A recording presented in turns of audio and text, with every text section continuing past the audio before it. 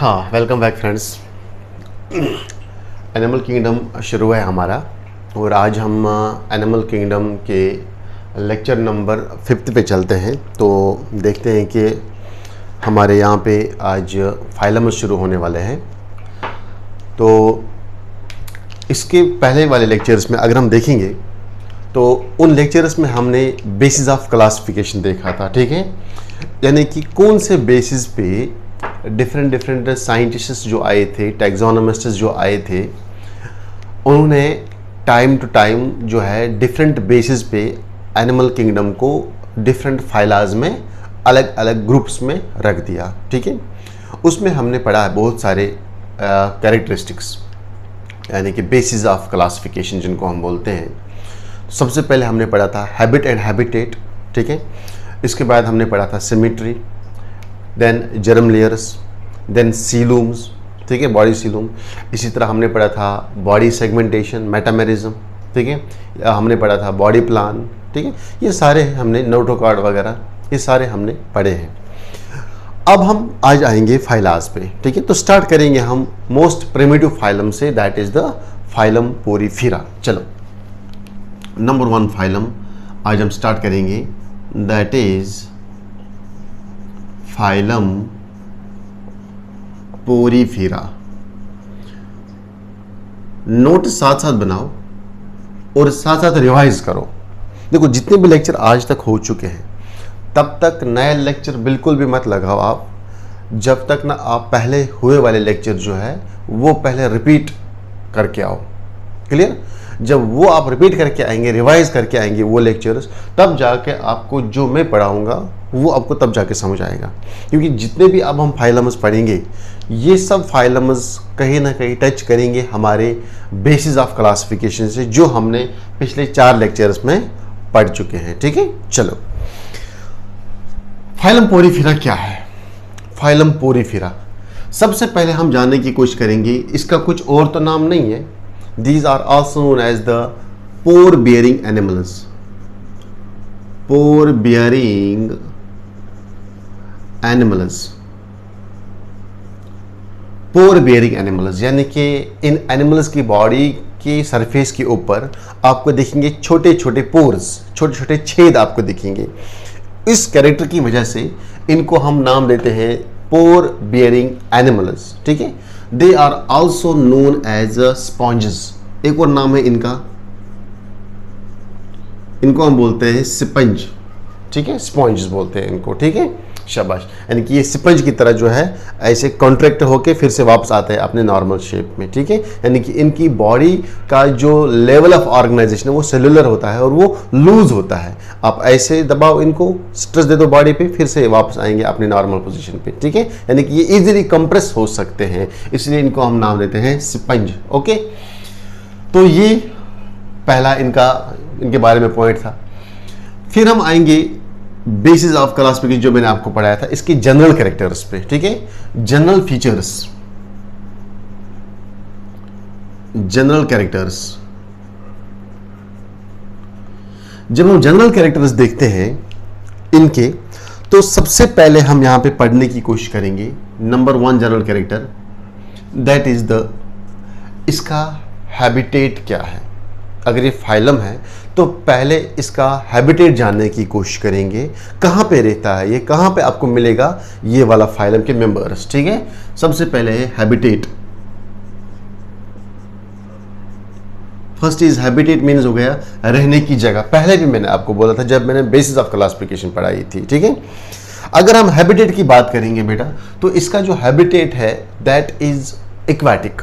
Aquatic means जो water में रहता है, दैट इज एक्वाटिक। अब मसला है, एक्वाटिक में भी कंडीशन है। एक्वाटिक में 2 कंडीशंस आते हैं, ये हो सकता है मैराइन भी, ये हो सकता है फ्रेश वाटर भी। मैराइन मीन्स समुद्र में रहने वाले, फ्रेश वाटर मीन्स नदी नालों में रहने वाले, ठीक है। तो 2 कंडीशन हो सकते हैं यहां पे रिगार्डिंग इट्स हैबिटेट। ये हो सकता है मैराइन और ये हो सकता है fresh water.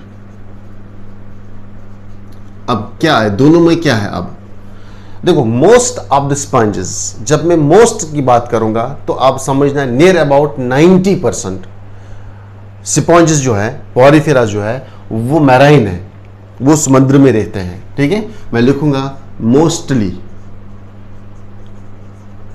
But few are fresh water, कुछ जो है वो फ्रेश वाटर है।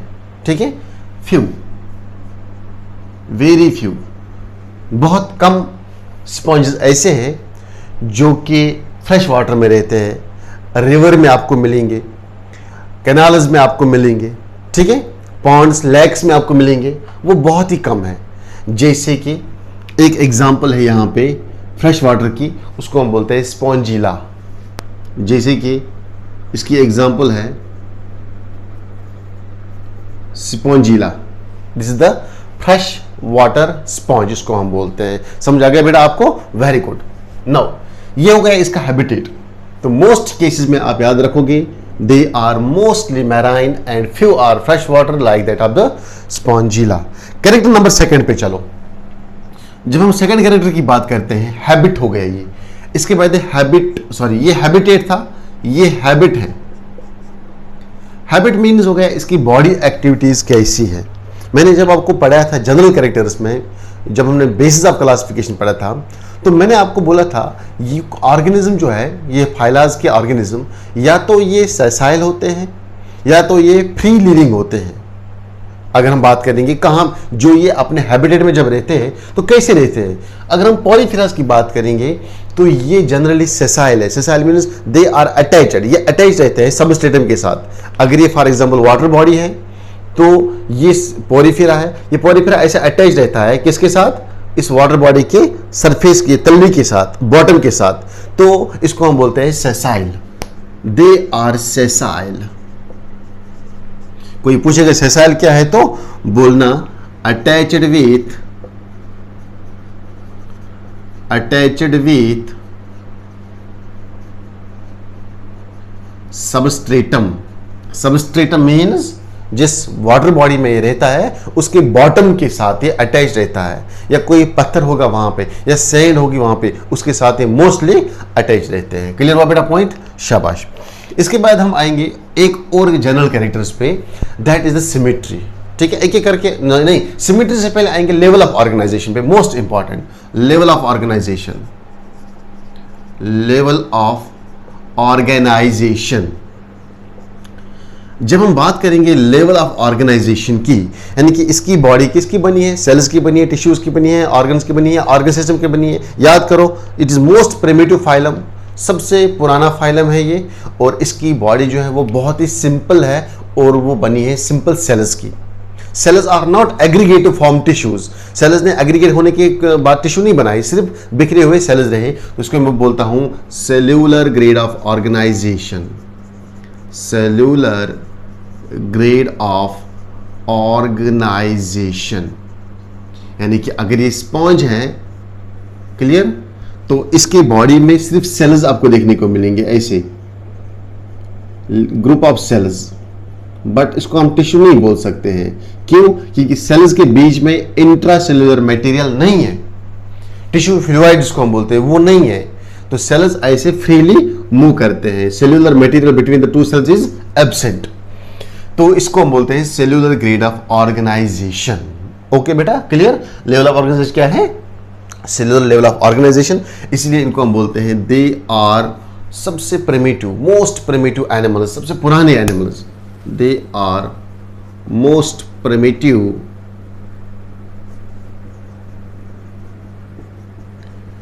Type of animals, most primitive, जो बहुत ही पहले इवॉल्व हो गए हैं। ठीक है, नाउ लेवल ऑफ ऑर्गेनाइजेशन भी आ गया, तो चले बात करेंगे सिमेट्री की। इनकी सिमेट्री क्या है? अगर आपने याद किया होगा, लेवल ऑफ, मैं बार बार बोल रहा हूं, बेसिस ऑफ क्लासिफिकेशन में जब हमने पढ़ा था, तो ये वाहिद ऐसा फाइलम है जिसमें कोई सिमेट्री नहीं है, यानी कि most of its members, 95% of its members जो है दे आर एसिमेट्रिकल, कोई सिमेट्री बॉडी में उनको प्रेजेंट नहीं है, but few are radially symmetrical. वहां पे मैंने आपको बोला था mostly they are asymmetrical, most mostly they have no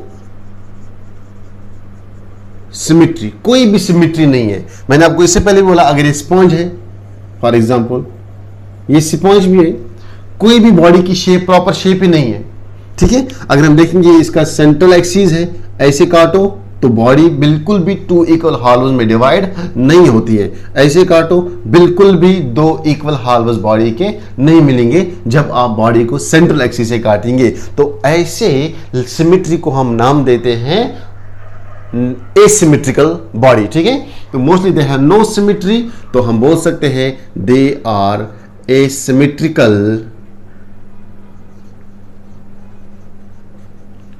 they are asymmetrical animals. Mostly means हो गया 90%, यानी कि मेजर ग्रुप जो इसका है फाइलाज का, इस फाइलम का, they are the asymmetrical animal. But मैं लिखूंगा यहां पे कुछ ऐसे भी कभी आ सकता है, but very few are radial having, very few are having a radial symmetry.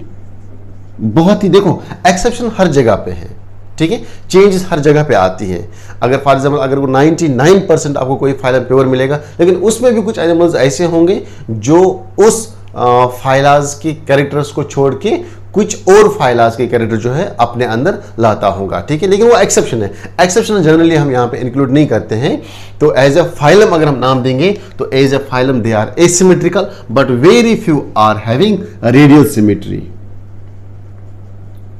बहुत ही कम ऐसे हैं जिनमें रेडियल सिमेट्री है। इसकी एग्जांपल है शायद यूप्लेक्टिला, मुझे श्योर नहीं है, मैं चेक करके आपको बताता। ऐसा पॉलीफेरा जिसके पास रेडियल सिमेट्री है। All Poriferas are mostly asymmetrical, but कुछ ऐसे हैं जिनमें रेडियल सिमेट्री है। शायद मैं परफेक्ट नहीं बता सकता हूं, यूप्लेक्टिला उसका नाम है, वो इसमें आता है। सिमेट्री हो गया बेटा। चलो इसके बाद हम सिमेट्री के बाद आएंगे, शाबाश, क्या करते हम, डिप्लोब्लास्टिक क्या है ये, that is germ layers, body germ layers. Simple, जब हम जर्म लेयर्स पे आते हैं, इसकी जर्म लेयर्स पे क्या जर्म लेयर्स है, इसमें है कुछ जर्म लेयर्स। मैंने आपको बोला ये फाइलम इतना गिरा हुआ है कि इसके पास मोस्टली देखो सिर्फ सेलुलर लेवल ऑफ ऑर्गेनाइजेशन है, ओनली सेल्स पड़े, कोई टिश्यू नहीं, कोई ऑर्गन नहीं। सिमेट्री देखेंगे तो एसिमेट्रिकल, बॉडी ये जर्म लेयर्स देखेंगे तो कोई जर्म लेयर नहीं है, क्योंकि जब सेल्स टिश्यूज नहीं बना, ओनली सेल्स है, टिश्यूज नहीं बनेगा तो जर्म लेयर्स कैसे बनेंगे। ओके, तो नो जर्म लेयर, कोई भी जर्म लेयर इनमें प्रेजेंट नहीं है। No germ layers are found during their embryonical stage. Embryonical stage में कोई भी जर्म लेयर्स नहीं रहता है, तो इसलिए ये these are the most primitive, बहुत ही मतलब एडवांस हम नहीं कह सकते हैं, बहुत ही पुराने टाइप के एनिमल्स। समझ आ गया बेटा आपको। चलो सिमेट्री पे आ जाओ। हाँ, सिमेट्री हो गया हमारा। नो जर्म लेयर्स के बाद आ जाओ बॉडी कैविटी, जिसको हम बोलते हैं सीलूम। सीलूम पे आ जाओ, जिसको हम बोलते हैं बॉडी कैविटी। क्या इनमें बॉडी कैविटी है? They are acoelomic animals. ये देखो कोई बॉडी कैविटी नहीं है। हाँ, मैंने आपको बोला था यहाँ पे छेद होते हैं ऐसे, लेकिन वो बॉडी कैविटी में इंक्लूड नहीं होंगे।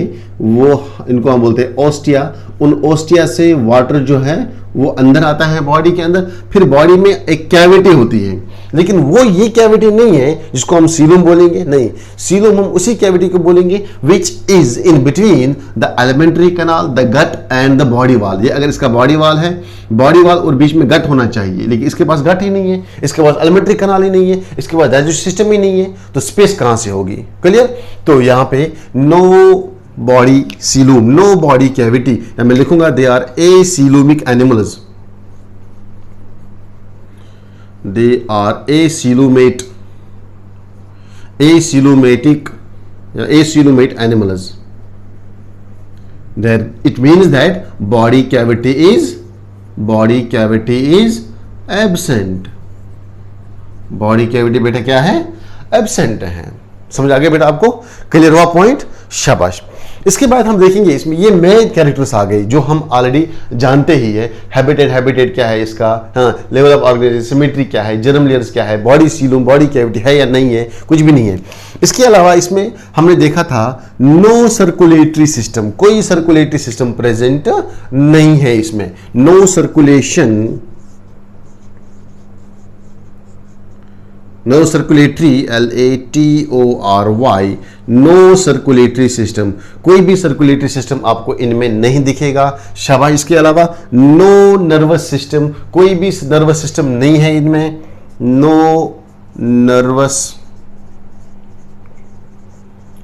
सिस्टम, नो लोकोमोटरी सिस्टम, कोई भी लोकोमोशन देने वाला इनके पास कोई नहीं है। तो इसलिए ये क्या है, दे आर सेसाइल, ये अटैच होते हैं कहां पे, एक सबस्ट्रेटम के साथ, जहां पे ये रहते हैं हैबिटेट में, उसके सरफेस पे ये अटैच होते हैं। तो मैं लिखूंगा no locomotion, no locomotory system, कोई भी लोकोमोटरी सिस्टम नहीं है, they are, that is why they are sessile. तो इसीलिए ये एक ही जगह रहना पसंद करते हैं। समझ आ गया बेटा आपको? बिल्कुल सिंपल है, इजी है, वही चीजें जो हम ऑलरेडी जान चुके हैं। अब यहां पे उनको एज ए फाइलम हमें बताना है, ठीक है। नाउ हाँ, व्हाट अबाउट देयर डाइजेशन, क्या बोलते हैं आप डाइजेशन के बारे में? इससे पहले भी हमने बात किया था, ठीक है। डाइजेशन बोले तो यहां पे हम बात करेंगे बॉडी प्लान की, यहां पे मैं बात करूंगा बॉडी प्लान की, बॉडी प्लान। प्रीवियस लेक्चर में मैंने आपको बोला था, अगर आप लेक्चर नंबर 4 टच करोगे, अगर आपने वो पढ़ा हुआ होगा, तो मैंने बॉडी प्लान के 3 टाइप्स बताए थे। One is known as the cell aggregate, हाँ, second is the blind sac, and third is the tube within tube. तो सबसे पहले मैंने आपको, उसमें सिर्फ एक ही फाइलम आता है जिसको हम बोलते हैं सेल एग्रीगेट। सेल एग्रीगेट में सिर्फ ओनली फाइलम पोरिफेरा आता है। सेल्स एग्रीगेट होके सेल्स के अंदर ही डाइजेशन होती है, कोई एलिमेंट्री कनाल नहीं है। मैं लिखूंगा यहां पे बॉडी प्लान में no alimentary kanal,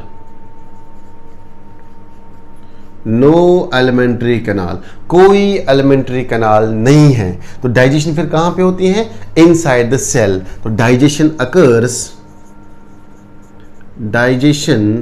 occurs inside the cell, digestion cell के अंदर होती है। इस डाइजेशन को हम नाम क्या देते हैं, इंट्रासेल्यूलर डाइजेशन, इंट्रासेल्यूलर डाइजेशन, ठीक है।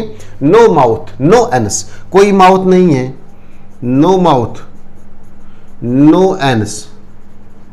जब ऐसे बॉडी प्लान में जब आपको ऐसे फीचर्स मिलेंगे, no alimentary canal, no anus, no mouth, digestion occurs inside the cells, intracellular, तो इस बॉडी प्लान को हम नाम क्या देते हैं, सेल एग्रीगेट बॉडी प्लान। बार बार मैं बोल रहा हूं, cell aggregate, cell aggregate body plan. बताया मैंने कल कि सेल एग्रीगेट बॉडी प्लान कैसे होता है, वहां जाके क्लास लगा के देखो आराम से, ठीक है, तब जाके आपको ये पॉइंट समझ आएगा बेटा, ठीक है। तो ये था रिगार्डिंग द बॉडी। तो चलो अब हम आएंगे, सर इसके कुछ सिस्टम्स पढ़ेंगे हम, जैसे कि हम पढ़ेंगे इसका एंडोस्केलेटन, ठीक है, हम पढ़ेंगे इसका डाइजेशन कैसे होता है, थोड़ा सा पढ़ेंगे हम, ठीक है, हम पढ़ेंगे इसका रिप्रोडक्शन कैसे होता है, ठीक है। बाकी ये जो कैरेक्टर्स हैं ये बिल्कुल वही है जो आप ऑलरेडी जान चुके हैं, लेकिन यहाँ पे इनको हमने एज ए फाइलम इंसर्ट करके रखा है। इसका स्क्रीनशॉट आप ले लो, नोट करके, नोट्स साथ साथ बना। देखो बेटा, जब तक ना आप नोट्स बनाएंगे तब तक बिल्कुल भी इंफॉर्मेशन जो है वो रिटेन नहीं हो जाएगी आप लोगों से। क्यों? क्योंकि नोट्स जरूरी है। देखो, आपको आगे जाके नीट से पहले आपको बोर्ड्स में अपेयर होना है, तो बोर्ड्स में अपेयर होने के लिए आपके पास नोट्स जरूरी होना, समझना भी जरूरी है और नोट्स भी जरूरी है। इसलिए साथ साथ नोट्स बनाओ, जैसे मैं नीट एंड क्लीन बनाता हूँ आप लोगों के लिए, आप भी वैसे बनाओ। डायग्राम साथ साथ, कभी कहीं भी मैंने छोटी सी डायग्राम बनाओ, इसको भी आप नोट करो, एक भी डायग्राम छोड़ो मत। इसका स्क्रीनशॉट ले लो जल्दी से, इसके बाद आप आएंगे दूसरे इसके पोर्शंस पे। शाबाश, जल्दी करो।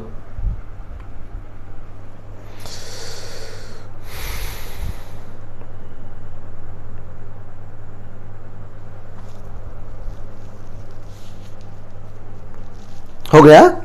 नाउ अब हम कुछ सिस्टम्स पढ़ेंगे, जैसे कि डाइजेशन पढ़ेंगे, रेस्पिरेशन पढ़ेंगे, एक्सक्रीशन पढ़ेंगे, कुछ सिस्टम्स पढ़ेंगे हम इसके। ये थे जनरल कैरेक्टर्स।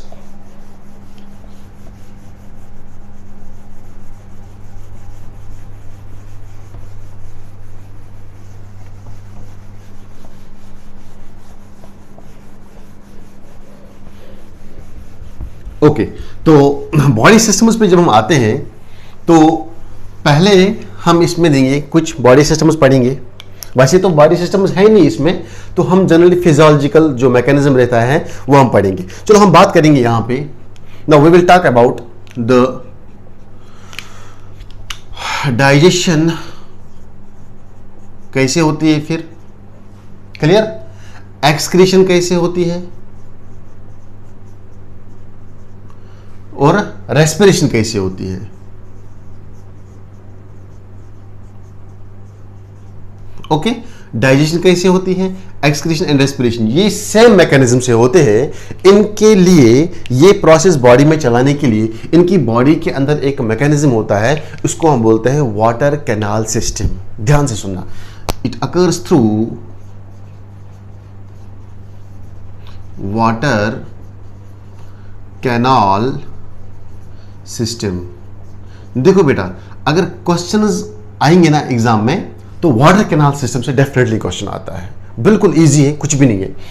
इनकी बॉडी के अंदर वाटर कैनाल सिस्टम होता है जिसके थ्रू वाटर चला जाता है, यानी कि मैं अभी बताऊंगा, चलो चलो बताएंगे, सामने आ जाओ। ये एक पॉरीफेरा है फॉर एग्जांपल,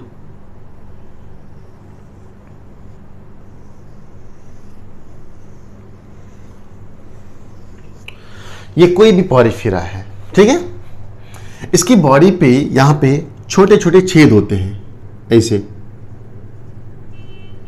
सरफेस पे, आपको दिखेंगे ये, और ऊपर जो है एक बड़ा छेद होता है यहां पे, क्लियर।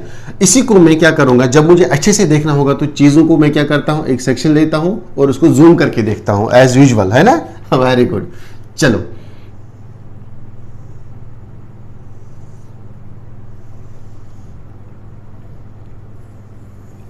मान लो ये मैंने इसका सेक्शन लिया पॉरीफेरा का, ठीक है।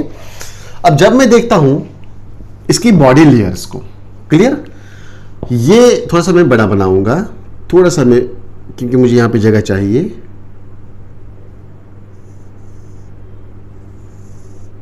ऐसे, तो इसकी बॉडी पे ऐसे पोर्स होते हैं,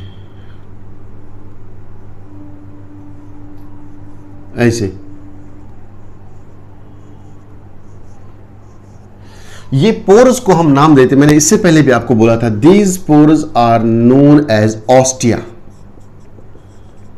ये एनसीईआरटी में दिया है, these body has the pores, ये बॉडी है, इसके ऊपर पोर्स है, इनको हम बोलते हैं ऑस्टिया। ओके, ये ऑस्टिया से क्या आता है, ये क्योंकि मैंने अभी बोला ये एक्वाटिक है, ठीक है, ये वाटर में रहता है, ये बाहर से वाटर है, और इन पोर्स से वाटर जो है, ये वाटर इन पोर्स से अंदर चला जाता है, ठीक है।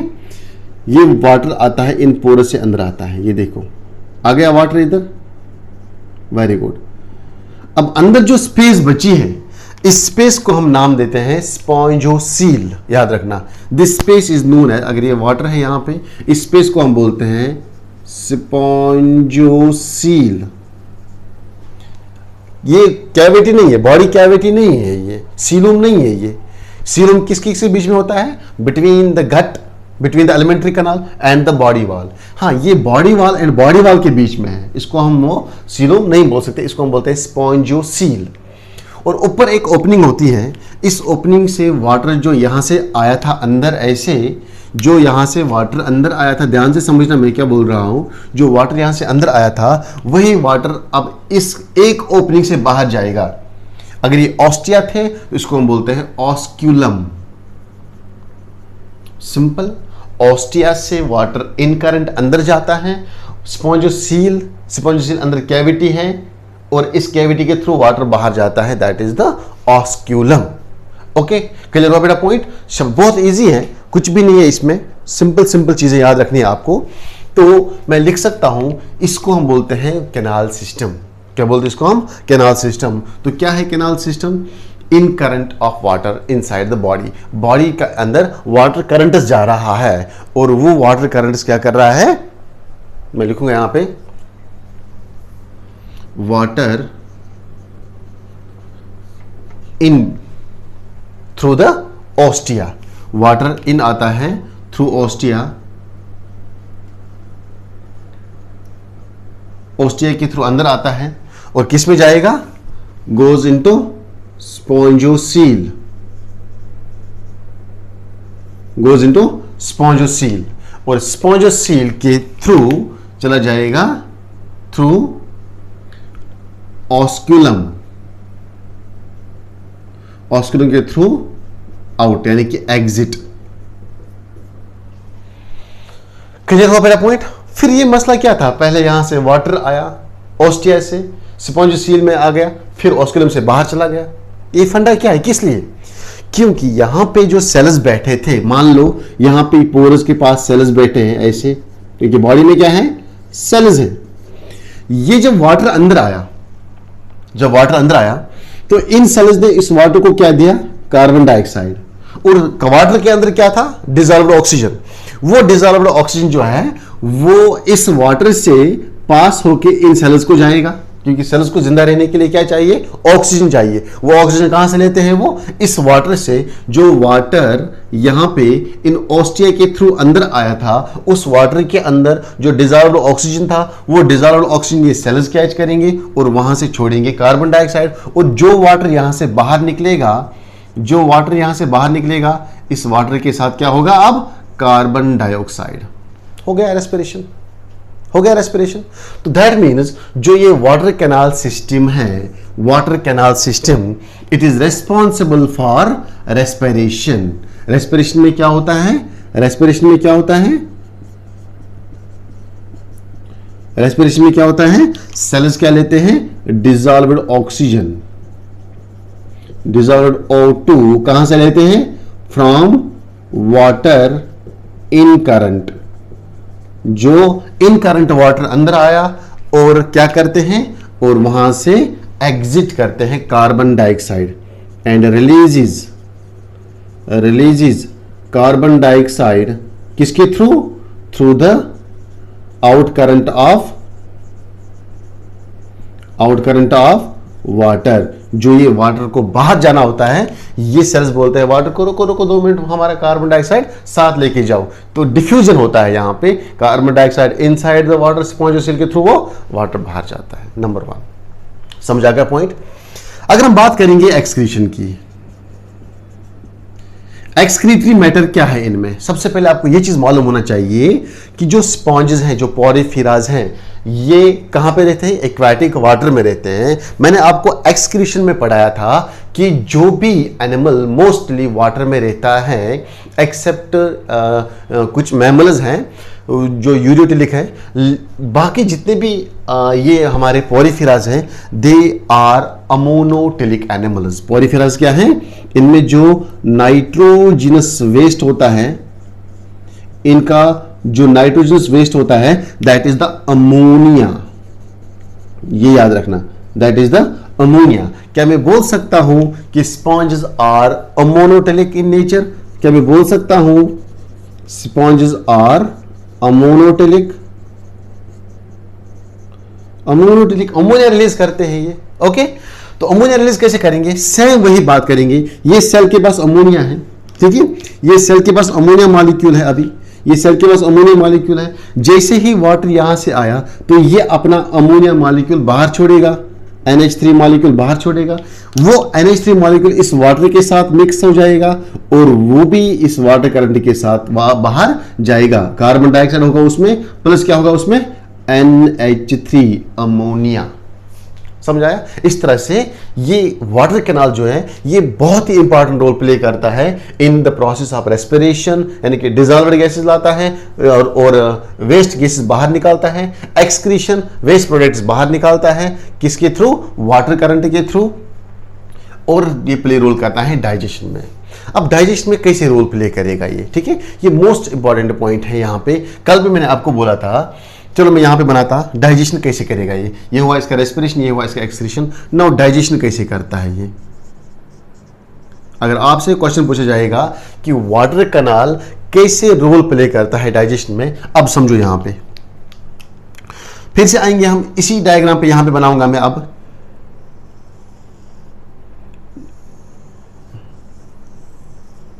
ये स्पॉन्ज है, क्लियर? इसकी बॉडी की जो आउटर लेयर होती है ये सेल्स की बनी होती है, these are the outer layer of cells. ध्यान से सुनना,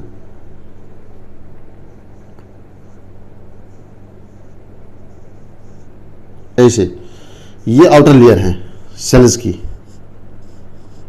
ठीक है। इन सेल्स को हम बोलते हैं पिनाकोडर्मस, या सिंपली सॉरी पिनाकोडर्म नहीं, पिनाकोसाइट्स। पिनाकोसाइट्स यानी कि जो बॉडी की आउटर लेयर बनाती है, ये लेयर पिनाकोसाइट्स, ठीक है। तो पिनाकोसाइट्स के बीच में ऐसे कुछ सेल्स पड़े हैं जो ऐसे छेद बनाते हैं, पोर बनाते हैं, ठीक है, ऐसे। तो ये क्या है? दिस इज द पोर। नाम क्या है इसका? अभी बोला मैंने, ऑस्टिया। तो जो दो सेल्स के बीच में, दो पिनाकोसाइट्स के बीच में स्पेस होती है, इसको हम बोलते हैं पोर, ऑस्टिया, ठीक है। नाउ अब यहां पे कुछ सेल्स बैठे हैं, इस लेयर के अंदर कुछ सेल्स बैठे हैं ऐसे ऐसे। इन सेल्स का नाम है, कल मैंने बोला था आपको जब मैंने बॉडी प्लान पढ़ाया था, इन सेल्स को हम बोलते हैं choanocytes. Yes, these cells are known as the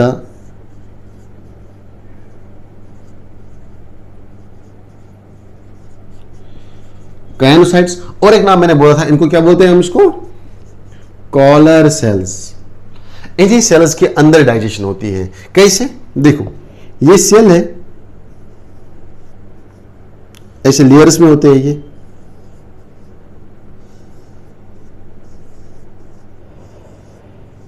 these are the कायनोसाइट्स layer, ठीक है। नाउ जैसे ही वाटर अंदर आया, चलो वाटर को अंदर लाते हैं, ला वाटर को अंदर, ये वाटर अंदर आ गया पोर्स के थ्रू, ये वाटर अंदर आया, ठीक है, ये वाटर अंदर आया, दिस द H2O। अब ये वाटर जब अंदर आया, इसको बाहर भी जाना है, कहां से? ऑस्कुलम से। ये क्या है? स्पॉन्जोसील। ये सेल्स के पास, कायनोसाइट्स के पास, इनके पास फ्लैजेला होता है। फ्लैजेला मीन्स ये जो मैंने पोंछ बनाई है इनकी, कल भी मैंने आपको बोला था, इस पोंछ से ये क्या करते हैं, इस टेल से ये क्या करते हैं, इस फूड मॉलिक्यूल को, हाँ फूड मॉलिक्यूल कहां पे है प्रेजेंट? फूड मॉलिक्यूल जो है वो इस वाटर के अंदर प्रेजेंट है। जो ये वाटर मैंने लाया था ऐसे, इस वाटर के अंदर जो है फूड मॉलिक्यूल भी था। फूड मॉलिक्यूल कोई भी हो सकता है, ज़ूप्लैंक्टन हो सकता है, फाइटोप्लैंक्टन हो सकता है, ठीक है।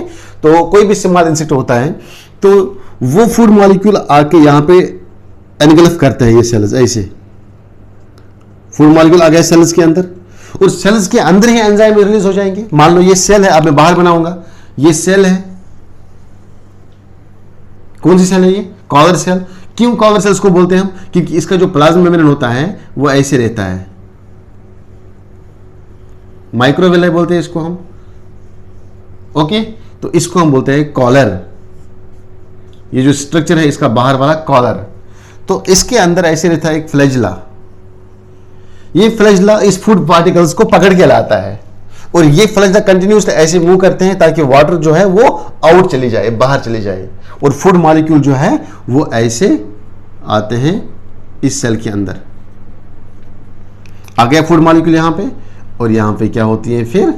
Digestion of food molecule. अब मुझे बोलो आप, मेरा क्वेश्चन आपसे है, क्या डाइजेशन में कैनाल सिस्टम हेल्प करता है? यस। क्यों? कैनाल सिस्टम के अंदर क्या होता है? वाटर कैनाल सिस्टम से क्या होता है? वाटर अंदर आता है, उस वाटर के अंदर फूड होता है, वो फूड को यहां पे कौन लेते हैं? कायनोसाइट्स यानी कि collar cells through the flagella. ये इनके पास एक फ्लैजिलम होता है, FLEGELLUM, फ्लैजिलम, ठीक है। इससे ये फूड जो है वो टुवर्ड्स द सेल की तरफ अंदर आते हैं, इस तरह से यहाँ पे डाइजेस्ट होते हैं इनसाइड द सेल। समझ आ गया बेटा आपको? सिंपल है। क्या बोला मैंने? डाइजेशन हो, एक्सक्रीशन हो, रेस्पिरेशन हो, ये थ्रू वाटर कैनाल सिस्टम होता है। और वाटर कैनाल सिस्टम यहाँ पे एक और रोल प्ले करता है, दैट इज रिप्रोडक्शन। वो मैं अभी नहीं पढ़ाऊंगा, वो मैं लास्ट में पढ़ाऊंगा इसी मतलब लेक्चर के। रिप्रोडक्शन में भी वाटर कैनाल रोल प्ले करता है। वो कैसे पढ़ाऊँ, वो कैसे होता है, वो मैं पढ़ाऊंगा आगे। नाउ ये हो गया बेटा क्लियर? इसका स्क्रीनशॉट ले लो। अब हम आएंगे एक इंपॉर्टेंट पॉइंट पे, दैट इज इसका एंडोस्केलेटन किस चीज का बना होता है, ठीक है। चलो चलो जल्दी करो, स्क्रीनशॉट ले लो इसका फटाफट।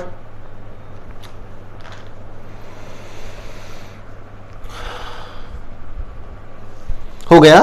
ओके, चलो बेटा, नाउ ये था इसका डाइजेशन, इसका रेस्पिरेशन, इसका एक्सक्रीशन। अगर हम बात करेंगे यहां पे किसकी, स्केलेटल सिस्टम की, देखो इसके पास स्केलेटल सिस्टम बिल्कुल भी नहीं है। बोन्स अगर आप देखना चाहेंगे, कार्टिलेज देखना चाहेंगे, जॉइंट देखना चाहेंगे, ऐसे नाम का चीज आपको पॉरीफेरा में बिल्कुल भी नहीं मिलने वाला है। नेचर ने क्या रखा है, नेचर ने इसके बॉडी के अंदर कुछ अजीब सा ही अलग सा सिस्टम रखा है जो इसकी बॉडी को सपोर्ट करता है। मैंने अभी आपको बोला ये पॉरीफेरा है, मैंने अभी आपको बोला ये पॉरीफेरा है, तो आपके दिमाग में क्वेश्चन आता होगा, सर अगर इसकी बॉडी में स्केलेटल सिस्टम नहीं है तो ये बॉडी को ऐसे खड़ा कौन रखता है, डंडी की तरह सही है ना। देखो ये बॉडी ऐसे डंडी की तरह खड़ा है। मानो ये आलू की बोरी है, अगर मैं आलू की बोरी से आलू बाहर निकालूंगा तो ये क्या हो जाएगी, ऐसे गिर जाएगी आलू की खाली बोरी की तरह, ठीक है। इसी तरह नेचर ने इसमें रखा है एंडोस्केलेटन। एंडोस्केलेटन मीन्स कुछ ऐसे स्ट्रक्चर्स बने हैं इसकी बॉडी के अंदर, इस पॉरीफेरा की बॉडी के अंदर, जो इसको सपोर्ट करते हैं, इरेक्ट रखते हैं, खड़ा रखते हैं। चलो उस पे आएंगे, वो क्या होते हैं और कहां पे होते हैं प्रेजेंट। तुम्हारी एनसीईआरटी ने सिर्फ उनका नाम लिखा है स्पिक्यूल्स, यहां पे मैं आपको बताऊंगा कि वो कहां पे प्रेजेंट होते हैं। चलो सेक्शन लेंगे, फिर से जूम करके देखेंगे चीजों को। जब आपको चीजें अच्छी सी देखनी होगी तो सेक्शन काटो, जूम करके बाहर देखो, तो क्या दिखेगा आपको, कुछ नहीं दिखेगा। ये एक पॉरीफेरा की बॉडी दिखेगी, हाँ है, पॉरीफेरन की बॉडी दिखेगी, वेरी गुड। ये क्या है, इसकी बॉडी में छेद है, ऑस्टियाज है, ओके शाबाश, नया कुछ नहीं है, वही पुराना, शाबाश। इसके बाद मैंने क्या बनाए थे, दीज आर द सेल्स। कौन से सेल्स है ये, अभी बात जो कर रहे थे, नाम क्या है इनका, कॉलर सेल्स और कमानोसाइट्स। तो इस सेल के बीच में अभी मैंने आपको बोला था बाहर की एक लेयर होती है सेल्स की, क्या नाम है उनका, उन सेल्स का, पिनेकोसाइट्स, शाबाश। पिनेकोसाइट्स के लेयर और जो हमारे कॉलर सेल्स के लेयर, इसके बीच में एक नॉन सेलुलर लेयर होती है बेटा, non cellular layer, non cellular layer, ध्यान से सुनना, ऐसे एक नॉन सेलुलर लेयर होती है। नॉन सेलुलर लेयर में इसमें सेल्स नहीं होती इस लेयर में, बल्कि क्या बैठा है, एक जेली लाइक फ्लूइड बैठा है इस लेयर के अंदर, ठीक है। तो यहां पे प्रेजेंट होते हैं, उनको हम बोलते हैं स्पिक्यूल्स। ऐसे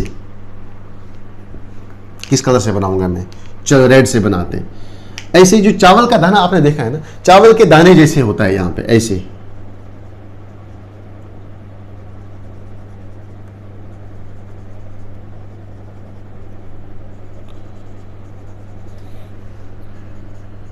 ऐसे,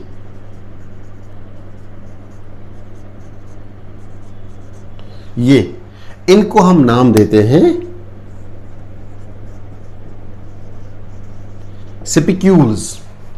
तो स्पिक्यूल्स क्या है, ये बने होते हैं कैल्शियम कार्बोनेट की। These are the structures, these are the structures made up of, किसके बने होते हैं ये, इनमें कैल्शियम कार्बोनेट होता है, CaCO3 एंड सिलिकॉन। अगर कैल्शियम का बना होगा तो कैल्केरियस स्पिक्यूल्स इनको हम बोलते हैं। अगर सिलिकॉन का बना होता तो सिलिकॉन सिंपल, ठीक है। सिलिकॉन का बना होता तो सिलिशियस सिंपल। आप याद रखो, ये स्पिक्यूल्स जो है, these acts as the endo means होगा within the body, body के अंदर एक्ट्स एज एंडो स्केलेटन। तो ये जो स्पिक्यूल्स हैं, आपकी एनसीईआरटी इनको दूसरे नाम लिखती है। आपकी एनसीईआरटी ने लिखा है, it is also known as spongin fibres, spongin fibres. Spongin fibres भी एक्ट करता है एज ए एंडोस्केलेटन ही, लेकिन स्पॉन्जिन फाइबर्स मैं आपको यहां पे दिखाऊंगा। स्पॉन्जिन फाइबर्स इनके साथ में ऐसे फाइबर लाइक स्ट्रक्चर होता है, ऐसे ये होते हैं स्पॉन्जिन फाइबर्स, ऐसे ऐसे इसके साथ में अटैच होता है, लेकिन तुम्हारी एनसीईआरटी ने इसको और में लिखा है। एक्चुअली ये और नहीं है, ये इसके दूसरे स्ट्रक्चर्स इसके साथ अटैच होते हैं जिनको हम नाम देते हैं स्पॉन्जिन फाइबर्स। तो अगर ये स्पिक्यूल्स किसके बने होते हैं? कैल्शियम कार्बोनेट एंड सिलिकॉन की, सिलिशियस स्पिक्यूल्स कैल्शियम कार्बन के बने होते तो कैलकेरियस, कैल्शियम कार्बन के होते तो calcareous. Spongin fibres are made up of proteins, made up of the compose of proteins. ये नहीं कि ये फाइबर लाइक स्ट्रक्चर होता है जो इस स्पिक्यूल्स के आजू बाजू में पड़े हैं, जो इनको स्ट्रेंथ प्रोवाइड करते हैं। समझाया बेटा आपको? Spicules and spongin fibers are two structures which acts as the endoskeleton of a porphyrin of a sponge। ठीक है बेटा, क्लियर? ये किसके बीच में होता है प्रेजेंट? बिटवीन द कवानोसाइट्स, जो हमारे लेयर होते हैं कॉलर सेल्स की, और जो बाहर वाली लेयर होती है जिसको मैंने बोला पिनेकोसाइट्स, इन दो के बीच में ये प्रेजेंट होते हैं, जो बॉडी को स्ट्रेंथ देते हैं, जो बॉडी को सपोर्ट देते हैं, जो बॉडी को इस इरेक्टाइल फॉर्म में रखते हैं। क्लियर हुआ बेटा पॉइंट? चलो, ये था इसका ये था इसका एंडोस्केलेटन। एंडोस्केलेटन जो इसकी बॉडी को क्या करता है? सपोर्ट करता है, जो इसकी बॉडी को प्रोटेक्शन देता है। समझाया बेटा आपको? क्लियर हुआ पॉइंट? शाबाश, नोट करो इसको। अब हम आएंगे एक और कैरेक्टरिस्टिक पे। शाबाश, जल्दी करो। तो लास्ट पॉइंट है इसका रिप्रोडक्शन, मोस्ट इंपॉर्टेंट।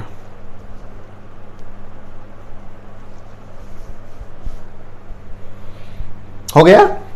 चलो जी, गुड। लास्ट पॉइंट है इसका रिप्रोडक्शन पे आएंगे हम।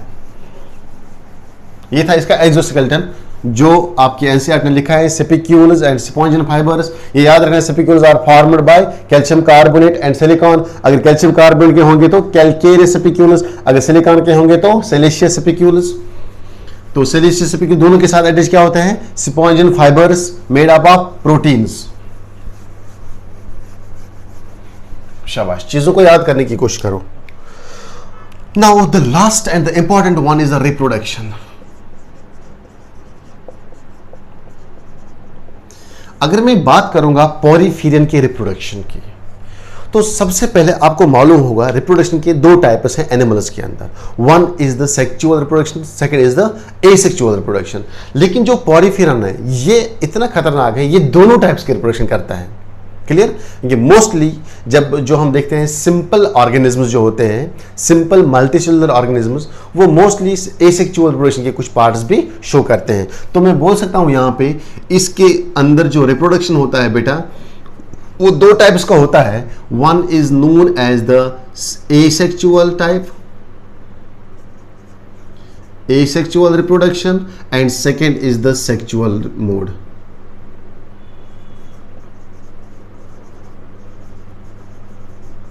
दोनों टाइप के रिप्रोडक्शन सिस्टम्स होते हैं इसमें अंदर। ठीक है? अगर हम बात करेंगे एसेक्सुअल के, तो एसेक्सुअल जो है वो दो मेथड से होती है। One is known as the fragmentation, क्योंकि बॉडी के फ्रेगमेंट्स हो गया, एक स्पॉन्ज था, फ्रेगमेंट करो तो दोनों फ्रेगमेंट्स अलग अलग डेवलप हो जाएंगे न्यू ऑर्गेनिज्म के अंदर। सिंपली फ्रेगमेंटेशन कहते हैं इसको। दूसरा है इसका gemmule formation, gemmule formation, simple है जेम्यूल फॉर्मेशन। देखो बेटा, जब हम यहां पे पढ़ते हैं जेम्यूल फॉर्मेशन इसकी, चलो पहले मैं फ्रेगमेंटेशन बताऊंगा, सिंपल है। First one is the fragmentation. पहले आएंगे हम एसेक्सुअल मोड पे, उसको फिनिश करेंगे। फ्रेगमेंटेशन, फ्रेगमेंटेशन ये एक स्पॉन्ज है, ठीक है? इसको फ्रेगमेंटेशन करो, दो हिस्से बनाओ इसके। क्लियर? और बाकी जो ये वाला पार्ट था ये भी डेवलप हो जाएगा न्यू स्पॉन्जेस में। ठीक है? ऐसे। क्लियर? तो एक से क्या बने? दो पार्ट्स। क्लियर हुआ बेटा पॉइंट? तो इनको हम बोलते हैं डॉटर स्पॉन्ज, डॉटर स्पॉन्ज। जब हम बात करते हैं जेम्यूल फॉर्मेशन की, ध्यान से सुनो, जब हम बात करते हैं जेम्यूल फॉर्मेशन की, ये जेम्यूल फॉर्मेशन क्या होता है? देखो, इसकी बॉडी के अंदर कुछ स्ट्रक्चर्स बनते हैं, एसेक्सुअल स्ट्रक्चर्स, इनको हम बोलते हैं जेम्यूल्स। कैसे? ये देखो, ये पॉरीफिरन है,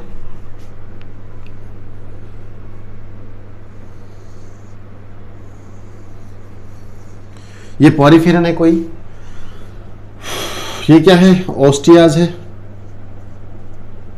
पोर्स है, वाटर जिसके अंदर आता है, ठीक है। यहां पे जो लेयर होती है सेल्स की, कुछ यहां पे स्ट्रक्चर्स होते हैं ऐसे, एसेक्सुअल स्ट्रक्चर्स, इनको हम नाम देते हैं जेम्यूल। जेम्यूल क्या है? दे आर इंटरनल बडिंग, इसको हम बोलते हैं एक्चुअल में जेम्यूल फॉर्मेशन का दूसरा नाम है इंटरनल बडिंग, ये याद रखना, इंटरनल बडिंग, ये इंपॉर्टेंट पॉइंट है। यानी कि बॉडी के अंदर कुछ बड आता है, कुछ बड डेवलप होता है in the form of gemmules, इनको हम नाम देते हैं जेम्यूल। और जेम्यूल अगर आपको याद नहीं रहेगा नाम, ये रखना पड़ेगा, और साथ में दूसरा नाम याद रखना पड़ेगा, they are also known as internal bud. Internal bud simply ये बॉडी है, बॉडी के अंदर ऐसे बड डेवलप हो गया, जो बॉडी के अंदर बड है। हालांकि हम देखते हैं बडिंग जो है जनरली आउटसाइड द बॉडी होती है, लेकिन इसमें बडिंग इनसाइड द बॉडी होती है, इसलिए इसको हम बोलते हैं इंटरनल बडिंग, और उस बड का नाम क्या है? जेम्यूल। ओके, ये बड जो है इसको प्रोटेक्ट करता है तुम्हारा सेपिक्यूल। अभी मैंने बोला सेपिक्यूल का यहां पे भी इंपॉर्टेंस है, ये सेपिक्यूल्स ऐसे बैठे हैं ऐसे, और ये इसको बचाते हैं ताकि ये जेम्यूल जो है ये हार्श एनवायरमेंटल कंडीशन से खराब ना हो जाए, ठीक है। These are the spicules, protects the gemmule. Spicule जो है देखो कितना काम करता है सेपिक्यूल, एक तो बॉडी को शेप प्रोवाइड करते हैं, बॉडी को खड़ा रखते हैं, बॉडी को स्ट्रेंथ देते हैं, बॉडी को प्रोटेक्शन देते हैं। दूसरा, इसके एसेक्सुअल स्पोर्स जो होते हैं, एसेक्सुअल स्ट्रक्चर जो होते हैं, इंटरनल बड जिनको हम जेम्यूल बोलते हैं, उसको भी प्रोटेक्शन देते हैं, ताकि अगर कोई भी बाहर से हार्श एनवायरमेंटल कंडीशंस आएगा तो ये जेम्यूल जो है ये इजीली सेफ रहेगा, इसलिए ये इसकी इर्द गिर्द बैठते हैं। समझ आ गया बेटा आपको? क्लियर? तो इस तरह से ये जेम्यूल जो है, these gemmules are then developed into new Porifera, developed into, ये गैमील, ये सॉरी गैमेट नहीं है, ये एसेक्सुअल स्ट्रक्चर है, into new Porifera, new sponge. Clear हुआ बेटा पॉइंट? क्लियर? तो जब ये जर्मिनेशन होती है, इनकी टाइम आता है ब्रीडिंग सीजन का, तो ये जेम्यूल्स जो है बाहर आते हैं, फिर ये जेम्यूल अगर है, दीज आर द जेम्यूल्स, तो हर एक जेम्यूल से फिर नया नया पॉरीफिरन डेवलप होता है बेटा। क्लियर हुआ बेटा पॉइंट? ये होता है इसका asexual mode, by fragmentation, by gemmule formation. अब आएंगे इसके मोस्ट इंपॉर्टेंट सेक्सुअल रिप्रोडक्शन पे, इसको नोट करो, स्क्रीनशॉट ले लो इसको जल्दी से फटाफट, शाबाश, time without wasting the time.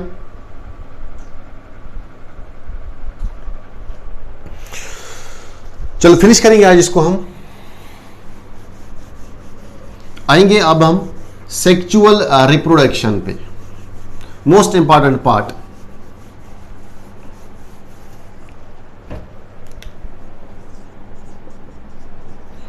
Sexual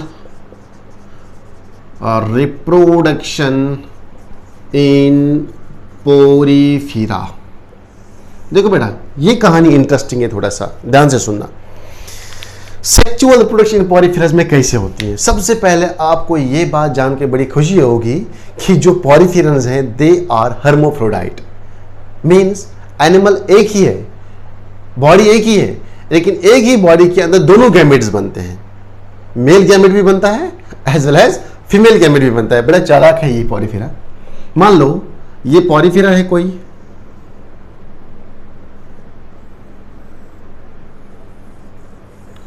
ये कोई पॉरीफेरा है, ये पानी के गिलास नहीं है रे, तो बोलोगे ये पानी का गिलास बनाया सर ने, ये कोई पॉरीफेरा है।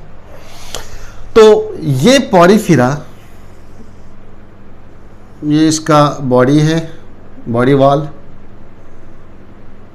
ठीक है। इसमें यहां पे this is the male gamete, body में मेल गैमीट भी बनता है और इसी बॉडी में फीमेल गैमीट भी बनता है।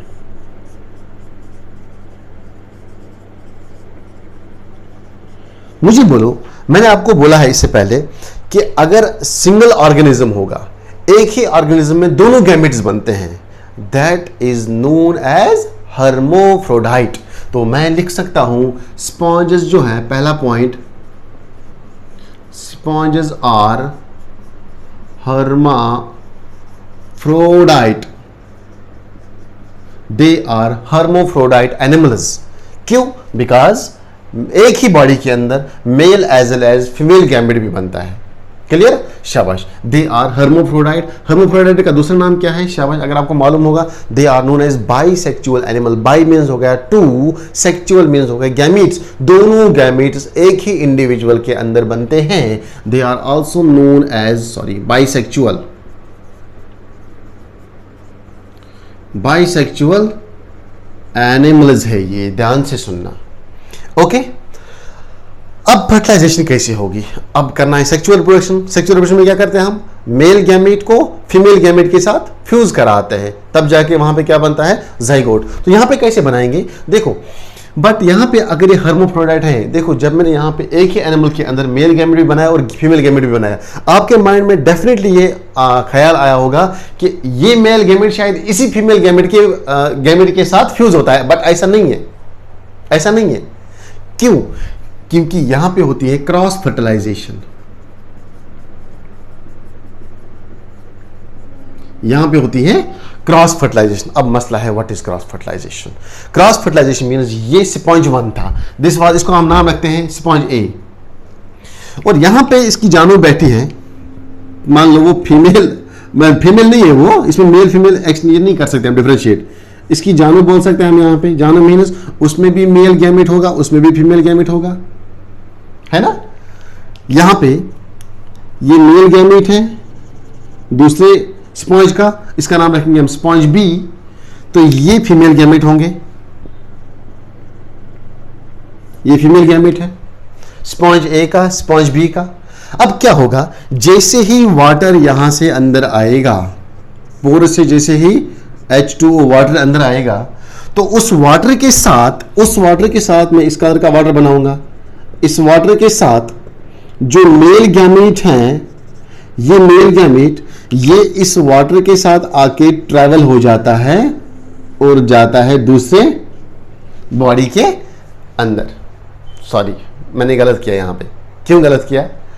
मैंने ऑस्कुलम से वाटर निकाला, ठीक किया, ऑस्कुलम से वाटर एग्जिट होता है, और यहां पे ऑस्कुलम से ही वाटर अंदर डाला। हालांकि ऑस्कुलम से अंदर नहीं आता है वाटर जब अंदर आएगा वो आएगा ओस्टिया से अंदर, ठीक है। अब आप सोच रहे हो कि सर ने गड़बड़ कर दी है ना, चलो क्लियर। तो ये आ गया मेल गैमेट, ये बी है, this is the male gamete, इसको हम सर्कल में रखेंगे, मेल गैमेट ऑफ ए। जब एक बॉडी से गैमेट उठ के दूसरे के बॉडी के अंदर जाएगा, फिर वहां आके फर्टिलाइजेशन होगी, इसको हम बोलते हैं क्रॉस फर्टिलाइजेशन, है ना। सिंपल। क्रॉस में क्या करते हैं हम? गैमेट्स को क्रॉस कराते हैं। ये मेल है, ये फीमेल है, इसका गैमेट इसके इंडिविजुअल में डालेंगे, that is the cross fertilisation, जैसे ह्यूमन्स में होता है। लेकिन ये हर्मोफ्रोडाइट होने के बाद भी, बाइसेक्सुअल होने के बाद भी क्रॉस फर्टिलाइजेशन शो करते हैं। क्लियर? क्यों? ये यहां पे इसको भी मैट कर सकते थे, चलो इसके नजदीक में ही था फीमेल गैमेट, इसे क्यों नहीं दिया इसको? क्योंकि नेचर में हमेशा क्रॉस फर्टिलाइजेशन होती है, पहले प्रेफरेंस मिलती है क्रॉस फर्टिलाइजेशन को। क्यों? क्योंकि वेरिएशंस आना जरूरी है। सेक्सुअल रिप्रोडक्शन में जब तक वेरिएशन नहीं आएंगे तब तक न्यू स्पीशीज डेवलप नहीं हो जाएंगे, इसलिए नेचर हमेशा प्रेफर करता है cross fertilisation rather than the self fertilisation. Self fertilisation भी हम पढ़ेंगे आगे जाके, कुछ ही एनिमल्स में सेल्फ फर्टिलाइजेशन होती है। क्लियर है बेटा? अब ये मेल गैमेट जो है, male gamete of A fuses the female gamete of B, है ना। सिंपल। ये क्या लिखा मैंने, male gamete of A fuses with female gamete of B. इसी को हम बोलते हैं क्रॉस फर्टिलाइजेशन, इसी को हम बोलते हैं क्रॉस फर्टिलाइजेशन। और जब यहां पे फर्टिलाइजेशन होगी तो यहां पे क्या बनेगा, छोटा सा जाइगोट डेवलप होगा, जाइगोट डेवलप होगा।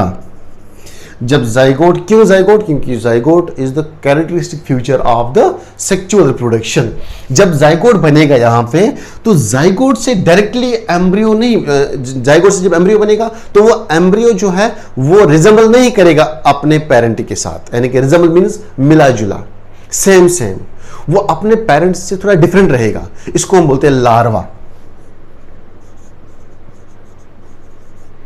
ये आएगा पहले लार्वल स्टेज में, तब जाके ये चेंज हो जाएगा अडल्ट में, and then it resembles with the parent. उसके बाद ये पेरेंट के साथ मैच हो जाएगा। दैट मीन्स ऐसे मोड ऑफ रिप्रोडक्शन जिसमें जाइगोट पहले लार्वल स्टेज में बनता है, जाइगोट पहले लार्वल स्टेज में चेंज होता है और लार्वल स्टेज के बाद वो अडल्ट में चेंज होता है। This type of development is known as the indirect development. याद रखना माइंड में, ऐसी डेवलपमेंट, फॉर एग्जाम्पल अगर हम ह्यूमंस की बात करेंगे, ह्यूमंस में क्या होता है, पापा का स्पर्म, मम्मा जी का एग जब फ्यूज हो जाएंगे, जाइगोट बना, और जाइगोट के बाद डेफिनेटली डायरेक्टली एम्ब्रियो बनता है। वो एम्ब्रियो जब आप शेप देखोगे वो मिलता है अपने पेरेंट के साथ, ठीक है। लेकिन यहां पे अगर हम देखेंगे इनडायरेक्ट, उसको हम बोलते हैं डायरेक्ट डेवलपमेंट ह्यूमंस में, लेकिन अगर हम यहां पे बोलेंगे इसको हम बोलेंगे indirect development. Simple, direct development is indirect. अच्छा मुझे बोलो, फर्टिलाइजेशन क्रॉस फर्टिलाइजेशन थी, तो इसके बाद में एक टर्म यूज करूंगा, fertilisation is internal. Internal means यहां पे मुझे बोलो, यहां पे बॉडी के अंदर फर्टिलाइजेशन होगी, यानी कि मेल गैमीट बॉडी के अंदर फ्यूज हुआ या बॉडी के बाहर फ्यूज हुआ वाटर में। सिंपल सी बात है, अभी शो भी मैंने किया, वाटर के अंदर ही होता है। दैट मीन्स फर्टिलाइजेशन, जब बॉडी के अंदर फर्टिलाइजेशन होगी तो इंटरनल कहलाएगा। Fertilisation is internal. ध्यान से यहां पे बिल्कुल भी कंफ्यूज नहीं होना, cross fertilisation and internal fertilisation ये दो अलग अलग टर्म्स हैं। जब fusion of male and female gamete body के अंदर हो जाएगा तो इंटरनल फर्टिलाइजेशन कहलाएगा। क्रॉस फर्टिलाइजेशन मीन्स जब एक बंदे का ये जो स्पर्म है या मेल गैमेट है या गैमेट आके दूसरे के बॉडी के एग के साथ फ्यूज हो जाएगा, तो उसको हम बोलते हैं यहां पे cross fertilisation. And fusion inside the body is known as internal fertilisation. फिर यहां पे क्या बना, ये चेंज हो जाएगा फिर अडल्ट, यानी कि adult means baby sponge, baby poriferan, ठीक है। तो इससे पहले ये देगा आपको लार्वल स्टेज। याद रखना, जिस एम्ब्रियोनिक डेवलपमेंट में जाइगोट चेंज हो जाएगा लार्वल में, उस डेवलपमेंट को हम बोलते हैं इनडायरेक्ट डेवलपमेंट। मैं बार बार ये टर्म यूज नहीं करूंगा बाद में, ठीक है। मैं सिंपली जब मैं आगे जाके फाइलर्स पढ़ूंगा मैं सिंपली बोलूंगा direct development, indirect development, direct development, indirect development. तब मुझे कोई नहीं बोलेगा कि सर इनडायरेक्ट डेवलपमेंट क्या है, डायरेक्ट डेवलपमेंट क्या है। ओके चलो जी, हो गया बेटा पॉइंट क्लियर अच्छे से। तो इस तरह से इसमें कौन सी रिप्रोडक्शन होती है, सेक्सुअल रिप्रोडक्शन। कुछ ही चीजें याद रखनी है सेक्सुअल रिप्रोडक्शन में। पहली बात, they are hermaphrodite bisexual animal. Second बात आपको याद रखनी है, क्रॉस फर्टिलाइजेशन होती है। तीसरी बात आपको याद रखनी है, इंटरनल फर्टिलाइजेशन होती है। चौथी बात आपको याद रखनी है, डेवलपमेंट जो है वो इनडायरेक्ट होती है, लार्वल स्टेज बनता है यहां पे एम्ब्रियो अडल्ट आने से पहले। क्लियर हुआ बेटा पॉइंट। तो this was about the sexual reproduction. Last point पे आएंगे एग्जांपल्स पे, तो अपना टॉपिक आज फिनिश करेंगे एग्जांपल्स पे। एग्जाम्पल्स ऑफ पॉलीफिरान सिंपली एनसीईआरटी में जो दिए हैं उन्हीं को हम लेंगे, ठीक है। Number 1 is the Spongilla. अभी मैंने बोला आपको स्पॉन्जिला का कॉमन नेम जो है, जो मैं ग्रीन पेन से लिखूंगा ये साइंटिफिक नेम है, इसके जूलॉजिकल नेम है, और जो मैं ब्रैकेट में लिखूंगा ब्लू पेन से या ब्लैक पेन से वो इसका कॉमन नेम है। इसको हम बोलते हैं fresh water sponge.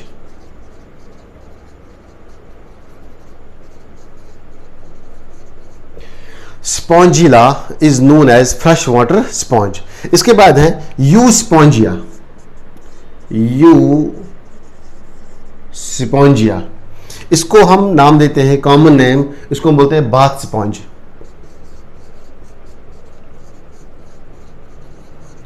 Bath sponge, पता नहीं इसको बाथ स्पंज क्यों बोलते हैं, मुझे लगता है शायद इसको एंशिएंट ज़माने में यूज़ करते थे बाथिंग के लिए, जो नहाते हैं ना फिर वो साबुन जैसे मलते हैं ना उसी तरह होता है वो, ठीक है, कंप्रेस होता है फिर से वापस रिलैक्स होता है, ठीक है, इसलिए इसको बोलते हैं बाथ स्पंज। शाबाश। और साइकन, क्लियर हुआ बेटा पॉइंट? साइकन को हम बोलते हैं Scypha, it's common name is cipher.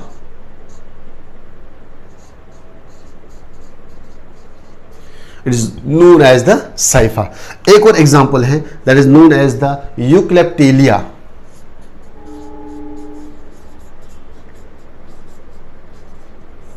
Clear है पॉइंट? क्या क्या बोला मैंने? Spongilla, Euspongia, Sycon and Euplectella. ये एग्जाम्पल्स आपको याद रखनी है, एनसीईआरटी ने दिए हुए हैं, तो आपको याद रखना पड़ेगा इनका कॉमन नेम भी और इनका साइंटिफिक नेम भी, एग्जाम में पूछ सकते हैं ये एग्जाम्पल। समझ आ गया बेटा आपको? This was all about the phylum Porifera. अगर इसमें कोई डाउट होगा कहीं पे भी तो मुझे पूछिए मैसेज में, कमेंट में। वीडियो अगर आपको अच्छी लगी, पसंद आई, समझ में आया, बेनिफिट मिला तो आप वीडियो को लाइक करो, शेयर करो और मेरे चैनल को सब्सक्राइब करो। Okay, take care.